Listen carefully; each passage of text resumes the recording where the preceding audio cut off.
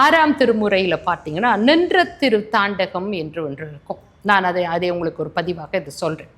அப்போ அதுல நம்ம என்ன சொல்றோம் அப்படின்னு சொன்னா, எல்லாவற்றிலுமே நீக்கமர நிறைந்திருக்கக்கூடிய அந்த பரம்பொருளே சிவம். இந்த பரம்பொருளாகிய சிவனை எனக்குள்ளாக நான் உணரக்கூடிய ஒரு சில வழிமுறைகளை நமது முன்னோர்கள் நமக்கு வகுத்து கொடுத்திருக்கிறார்கள். ஏனென்றால் நம்ம மனித உருவில் இந்த பூமியில வாழ்ந்து கொண்டிருக்கிறோம். அப்போ இந்த மனித உருவில் வாழ்ந்திருக்க நமக்கு பல வகையான மாயைகளை சிக்கொண்டு அலைந்து கொண்டிருக்கக்கூடிய நமக்கு நமது மனதை உள்நோக்கி திருப்பக்கூடிய ஒரு அழகிய மார்க்கத்தை நமக்கு வகுத்து கொடுத்திருக்கிறதா இந்த சனாதன தர்மம்.